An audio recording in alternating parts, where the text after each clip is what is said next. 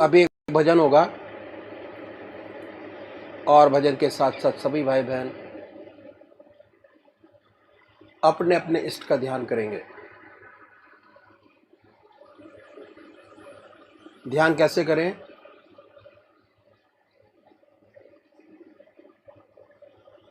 अखिल भारतीय संत मत सत्संग की तरीकत मैं आपके सामने रखता हूं।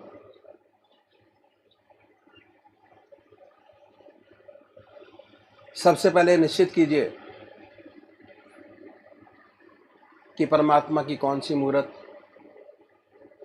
कौन सी सूरत, कौन सी शक्ल आपको सबसे ज़्यादा प्यारी लगती है। मूर्ति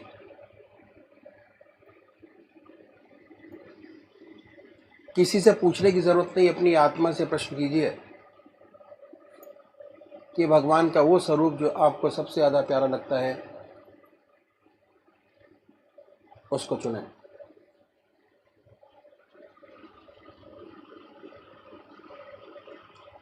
उसके बाद किस नाम से आप उनको याद करेंगे उसको भी चुने। मंत्र तो क्या हुआ, दो चीज आपने चुनी, एक अपना इष्ट देव और एक मंत्र। उसके बाद पूजा के स्थान पर जाइए, जिस स्थान पर बैठे हैं, जिस आसन पर बैठे हैं उसी आसन पर बैठें। बड़े प्यार से धूप बत्ती अगरबत्ती जलाएं, बड़े आराम से बैठिए और बैठने के बाद ये महसूस कीजिए कि आपका इष्ट शरीर आपके सामने विद्यमान है।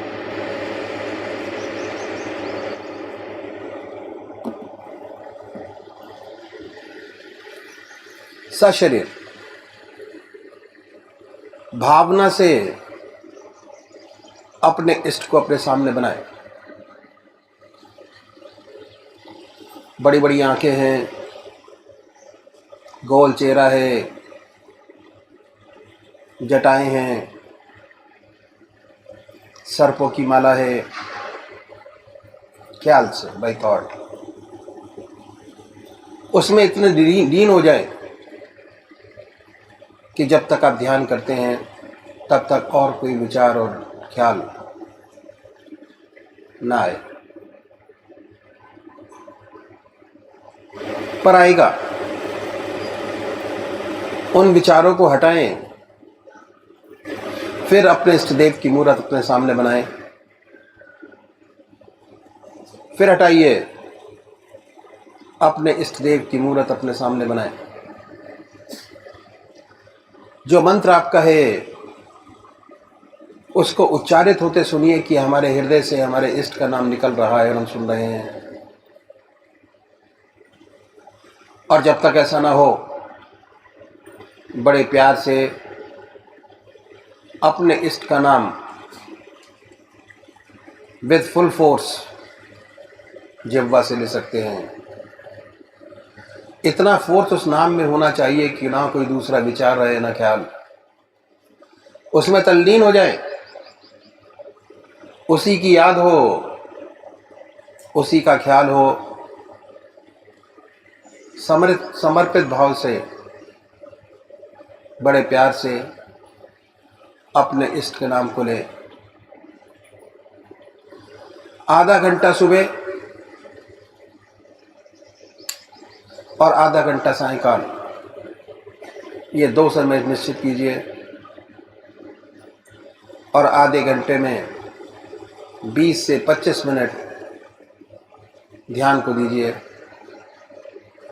दूसरे वो भाई हैं जो निराकार भगवान के उपासक हैं, ओम अल्लाह वाहिगुरु क्राइस्ट गॉड, वो क्या करें, वो कैसे ध्यान करें? बड़े आराम से बैठिए, बड़े प्यार से उसके बाद ये महसूस करें कि हमारे हर दिल की धड़कन पर जो नाम आपने चुना है वो निकल रहा है।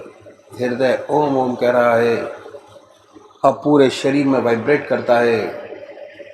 उसके वाइब्रेशंस को महसूस कीजिए और आनंदित होइए। बड़े प्यार से इस काम को करना है। जब भी कोई सांसारिक बात आपके जहन में आए, दिमाग में आए, उन विचारों को हटाएं, फिर अपने इष्ट देव की याद में लगे, फिर हटाइए, अपने इष्ट देव की याद में लगिए। अगर आज ध्यान करते हुए आपके 100 विचार 1 मिनट के अंदर आते हैं तो निश्चित समझिए, अगर ये अभ्यास आप बराबर करते चले जाएंगे तो एक दिन ऐसा आएगा कि कोई विचार आपके आगे नहीं होगा। भगवान श्री कृष्ण ने साधक की दृष्टि से गीता में 4 बात बताई। पहली आहार की शुद्धि, दूसरी विहार की शुद्धि, तीसरा अभ्यास और चौथा वैराग। अभ्यास पर बहुत भारी जोर है और सारी जिंदगी हम एक चीज़ का अभ्यास करते चले जाते हैं और उसकी परफेक्टनेस पर देखते चले जाते हैं। बड़े प्यार से अगर इस तरीके से अभ्यास करेंगे, बड़ी सुंदर स्थिति होगी। जब भी आप अपने इष्ट देव के चरणों में विश्राम चाहेंगे, बड़े प्यार से विश्राम मिलेगा, ना कोई दूसरा विचार रहेगा, ना ख्याल, और हमारी आत्मा हमारे मन को देखती रहती है। वो बताती है कि हम क्या सोच रहे हैं। जब विचार हट जाए अपने इष्ट देव के चरणों में, फिर दोबारा उस चीज़ को पकड़े, अपने इष्ट देव को दोबारा अपने इष्ट देव में ध्यान लगाइए। तो अभी एक भजन होगा और भजन के साथ साथ सभी भाई बहन अपने अपने इष्ट का ध्यान करेंगे। ये किसने निगाहों से सागर पिला कर, ये किसने निगाहों से सागर पिला कर, खुदी पर मेरी बेखुदी बन के छाए, खबरदार है दिल मुकामे अदब है, खबरदार है दिल मुकामे अदब है। कहीं वादनोशी पे धब्बा न आए, ये किसने निगाहों से सागर पिला कर, ये किसने। कई बार डूबे, कई बार उभरे, कई बार डूबे, कई बार उभरे, कई बार साहिल से टकरा के आए। तलाशो तलब में वो लज्जत मिली है, तलाशो तलब में वो लज्जत मिली है। दुआ कर रहा हूँ कि मंजिल न आए, तलाशो तलब में वो मंजिल वो लज्जत मिली है, तलाशो तलब में वो लज्जत मिली है। दुआ कर रहा हूँ कि मंजिल आए, ये किसने निगाहों से सागर पिला कर, ये किसने। कई बार साहिल से टकराई कश्ती, कई बार साहिल से टकराई कश्ती, कई बार तूफान में चक्कर लगाए। किसी के तखय्युल ने ऐसा डुबोया, किसी के तखय्युल ने ऐसा डुबोया। बहुत कोशिशें की उभरने न पाए, ये किसने निगाहों से सागर पिला कर, ये किसने। वो सजदे क्या जिसमें पाबंदियां हो, वो सजदे क्या जिसमें पाबंदियां हो, वो इबादत ही क्या जिसमें खुद गर्जियां हो। हकीकत में जाहिद वही बंदगी है, हकीकत में जाहिद वही बंदगी है। जहाँ सर झुके आस्तां झूम जाए, हकीकत में जाहिद वही बंदगी है। जहाँ सर झुके आस्तां झूम जाए, ये किसने निगाहों से सागर पिला कर, ये किसने। मोहब्बत में ऐसे भी लम्हात आए कि दिल रो दिया और हम मुस्कुराए।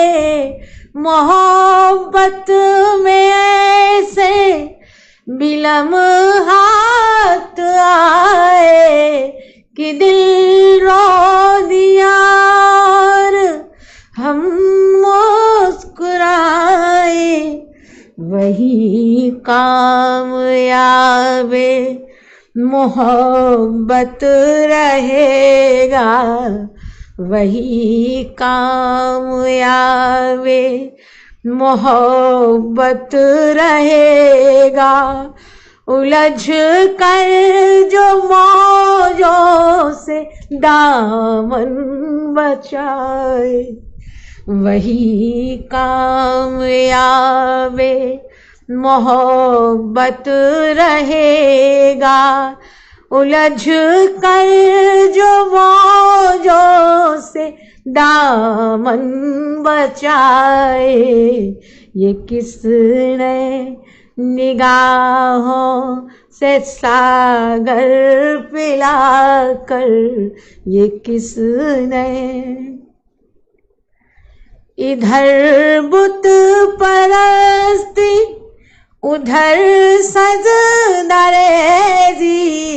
इधर बुत परस्ती उधर सजदरेजी, इधर ज़ौद उक़वा, उधर वादनोशी। मोहब्बत के गुलशन में कांटे बहुत हैं, मोहब्बत के गुलशन में कांटे बहुत हैं। कहाँ तक कोई अपना दामन बचाए, मोहब्बत के गुलशन में कांटे बहुत हैं। कहाँ तक कोई अपना दामन बचाए, ये किसने निगाहों से सागर पिलाकर, ये किसने निगाहों से सागर पिलाकर, खुदी पर मेरी बेखुदी बन के छाए। खबरदार है दिल, मुकामे अदब है, खबरदार है दिल, मुकामे अदब है। कहीं वादनोशी पे धब्बा न आए, ये किसने निगाहों से सागर पिलाकर, ये किसने निगाहों से सागर पिलाकर, ये किसने।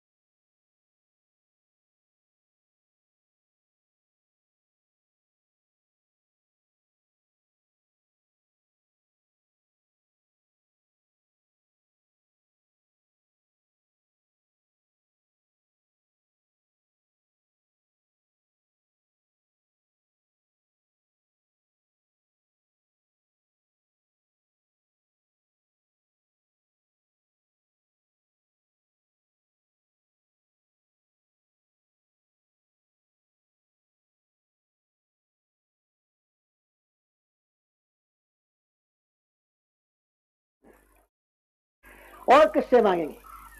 जो कुछ मांगना उस परमात्मा से मांगिए, सबसे बड़ा दाता तो वही है। अपने मन के जो भाव है उस प्रभु के सामने रखिए और उसके बाद ये ख्याल कीजिए कि वो शरीर आपके सामने विद्यमान है। वो तो सर्वव्यापक है, हर जगह मौजूद है। ऐसी कौन सी जगह जहां वो नहीं।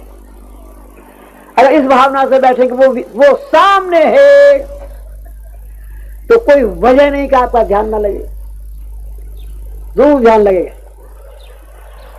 और जब बाहर बन जाए भावना तो उस पवित्र मूर्ति को हृदय में उतारिए, इतने प्यार से प्रेम से उतारिए कि वो रह जाए, ना दूसरा ख्याल है ना दूसरा विचार है। मेरा एम्फेसिस प्यार के ऊपर है, प्रेम। इतने प्यार और प्रेम के साथ उसे अपने हृदय में उतारिए, वो रह जाए, ना दूसरा विचार है ना दूसरा ख्याल है। और हमारी आत्मा हमारे मन को देखती रहती है और ये बताती रहती है कि हम क्या सोच रहे हैं। आत्मा बताती है कि मन लगाए नहीं लगाए, मन विचारों से खाली हुआ नहीं हुआ, ध्यान बनाए नहीं बनाए। और जब आपका ध्यान लग जाएगा ऐसा एक तक, आत्मा को बड़ी प्रसन्नता प्राप्त होगी, बड़ी खुशी हासिल होगी और प्रभु की सच्ची कृपाधार आपको मिलेगी, उसका सच्चा ब्लिस मिलेगा। मन प्रफुल्लित हो जाएगा, आत्मा प्रफुल्लित हो जाएगी। थोड़ी देर ये ध्यान बना रहेगा, उसके बाद आपको अपना होश नहीं होगा, सुषुप्ति में चले जाएंगे, महब हो जाएंगे, अपना पता भी नहीं होगा बैठे हैं, कहां बैठे हैं, क्या कर रहे हैं। फिर जब चेतन अवस्था में लौटेंगे तो वही ध्यान होगा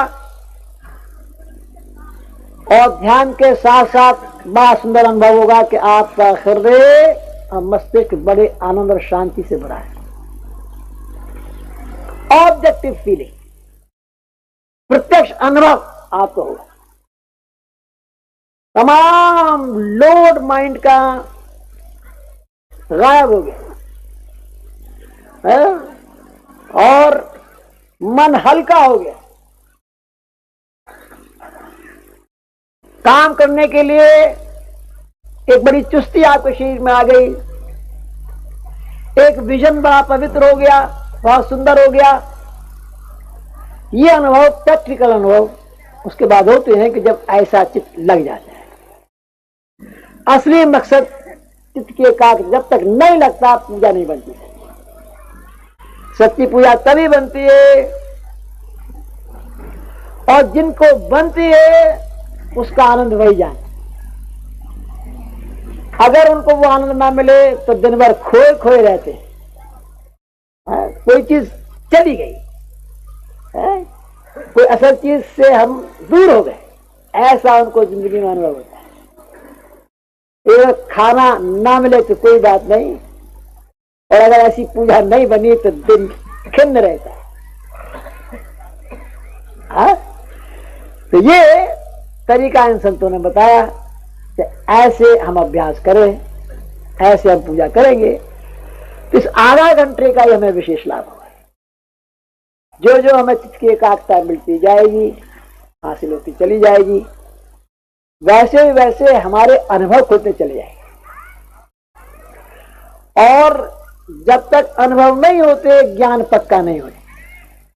ज्ञान अनुभवों से पक्का होता है, पढ़ने से नहीं होता।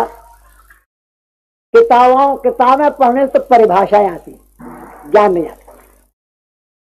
ज्ञान तो करने से आता है, ऐसी उपलब्धि से आता है। सच्चा ज्ञान बिना अनुभव के सच्चा ज्ञान नहीं होता। परिभाषाएं में ये तरीका इन संतों ने बताया उनके लिए कि जो साकार पुजारी। अब दूसरे भाई है निराकार पुजारी, वो क्या करे? वो मूर्ति नहीं मानते, स्वरूप भगवान का नहीं मानते। कोई बात, इनके लिए संतों ने बताया रास्ता कि भाई आप बेशक स्वरूप न मानते हो, अपने ध्रुव कहते हैं palpitation of heart, heart beats, हृदय की धड़कन, उस हृदय की धड़कन में अपने प्रभु के नाम को सुने ख्याल से, ख्याल की जबान, not by tongue but by thought. ये ख्याल करें कि जब हमारा हृदय दुख दुख करता है तो उसमें से ओम की आवाज निकल रही, हमारा हृदय ओम ओम कह रहा है, जबान नहीं कह रही। आसन वही है, बाकी सारी बातें वही है, कोई चेंज नहीं, सिर्फ मेथड में तब्दीली है। वो इसीलिए है कि हम यहां निराकार उपासकों की बात है।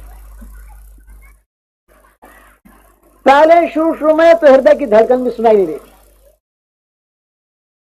लेकिन जब आप अभ्यास करेंगे, सत्संग में आते जाते रहेंगे तो हृदय की धड़कन सुनाई देने लगी और उसमें से प्रभु का नाम होता हुआ भी सुनाई देगा।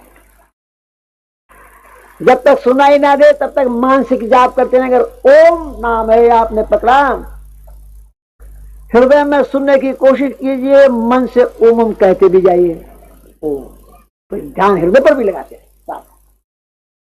बहुत जल्दी ये कोई ऐसा आएगा कि आप हृदय की आवाज को सुनेंगे, हृदय से ओम की आवाज निकलते हुए आपको स्पष्ट सुनाई देगी। अब कहने की आवश्यकता नहीं, अब उसे सुनने की आवश्यकता है। सुनेंगे, यहां भी वही हालत पैदा हो, हमारी आत्मा हमारे मन को देखती रहे। जब आप महव हो जाएंगे, तल्लीन हो जाएंगे उसके सुनने में, और दूसरा न कोई शब्द रहेगा न दूसरा ख्याल रहेगा, हमारी आत्मा को बड़ी प्रसन्नता हुई, बड़ी खुशी हासिल हुई। जब दिल लग गया, प्रभु की शक्ति याद हो रही, फिर हम सुषुप्ति में चले जाएंगे, अपना होश नहीं होगा, अपने आप से गायब होंगे,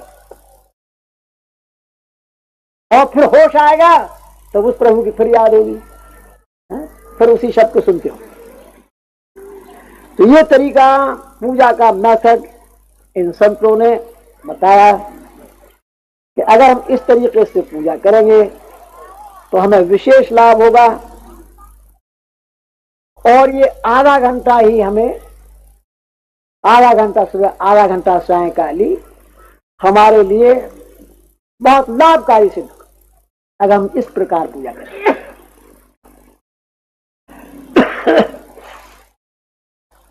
अब इस तरीके के बारे में कुछ प्रश्न किए जाते हैं।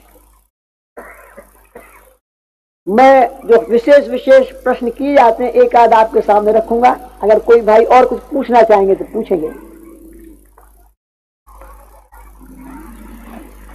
सबसे बड़ा जो प्रश्न किया जाता है, जो इंटेलिजेंसिया बहुत पढ़े लिखे लोग करते हैं, और वो ये है कि आप ध्यान करने का तरीका बताते हैं। ऐसा मालूम होता है कि आपका जो रास्ता है ध्यान योग का है, बिल्कुल सच्ची बात। ध्यान करने का तरीका बताते हैं तो ध्यान योग तो है ही। ध्यान योग कहे जो अथॉरिटी सबसे बड़ी पतंजलि महाराज की कहते हैं। पतंजलि महाराज ध्यान योग की अथॉरिटी है, और पतंजलि महाराज ने जहां ध्यान करने का तरीका बताया तो उन्होंने ये बताया है, सिद्धासन से बैठे साधक, उसका कुशा का आसन हो, पृथ्वी से 5 उंगल ऊंचा हो, कुशा बिछी हो, पवित्र वस्त्र हो, मृगशाला हो, फिर बैठे, सिद्धासन से बैठे, नासिका के अग्रभाग को देखे, भाव के बीच में ध्यान लगाए। ये तरीका बताया पतंजलि महाराज, और गीता में भगवान कृष्ण ने भी ये तरीका बताया कि साधक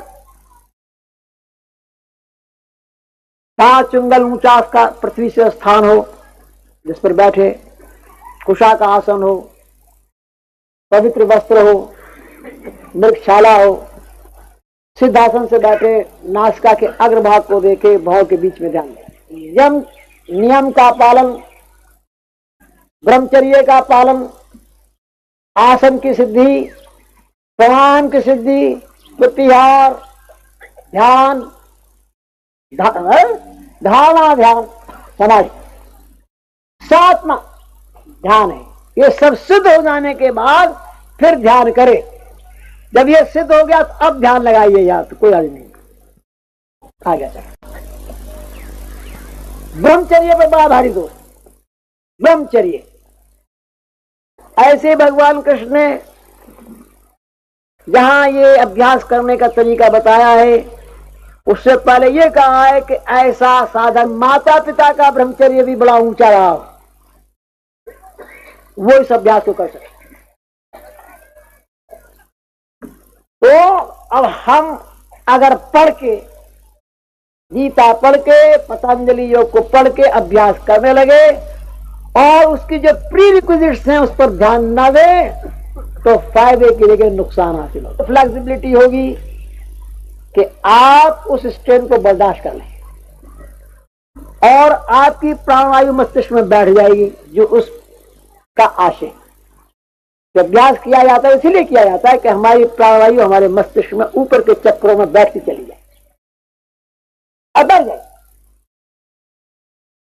लेकिन अगर ब्रह्मचारी नहीं है तो क्या हुआ कि हमारी नर्व में वो फ्लेक्सिबिलिटी नहीं है, वो लोच नहीं है, तो नर्वस ब्रेकडाउन हो जाए। और अक्सर नर्वस ब्रेकडाउन के बहुत से केसेस ऐसे मिलते हैं कि जो किताबें पढ़ के या ऐसे ये अभ्यास करना प्रारंभ, किसी सुन के अभ्यास करना प्रारंभ, बिना गाइडेंस के अभ्यास करना प्रारंभ करते, क्योंकि हमारा रास्ता गृहस्थी का है, पूर्ण ब्रह्मचर्य का सवाल पैदा नहीं होता। इसलिए हमारे बुजुर्गों ने, हमारे सदगुरुओं ने कहा कि नहीं, हम हृदय से करेंगे, हृदय से अभ्यास करेंगे। अब हृदय में ध्यान कीजिए। जब आप हृदय की तरफ निगाह करेंगे तो आपकी निगाह नीचे है, हृदय की तरफ। मस्तिष्क पर कोई स्ट्रेन नहीं, कोई दबाव नहीं। और ये खास तौर से बताया जाता है कि भाई ध्यान में कभी स्ट्रेन नहीं करना चाहिए। आनंदमय अवस्था बना के बैठिए, ये सोच के बैठिए कि प्रभु मैं तेरे चरणों में विश्राम चाहता हूं, शांति चाहता हूं, तेरे चरणों में मैं विश्राम चाहता हूं। मन से लड़ाई मत लड़िए, उसको प्यार से समझाइए, प्यार से समझा के उधर लगाइए। हृदय से तो निगाह नीचे है, कोई खतरा नहीं किसी किसी, कोई नर्वस ब्रेकडाउन कभी नहीं होने वाला। और हृदय वो स्थान है कि जहां से खून का दौरान हमारे सारे शरीर में होता है, ब्लड का पंपिंग स्टेशन। अगर हृदय राम नाम से रंग जाए और राम नाम से रंगा हुआ ये खून हमारी नसों और नाड़ियों में जाएगा, तो हमारे शरीर के हर छिद्र से परमात्मा का नाम जारी हो जाएगा। इसका विशेष लाभ। और दूसरी बात क्या है कि heart is the centre of all feelings. जितनी भावनाएं हृदय से पैदा होती, अच्छी और बुरी, अगर हृदय राम नाम से रंग जाए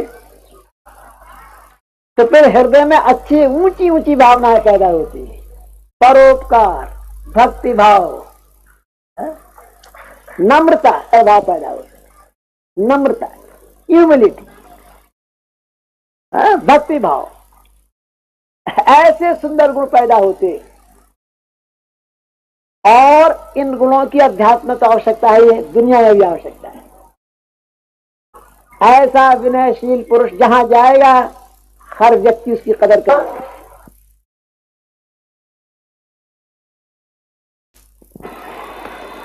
परमात्मा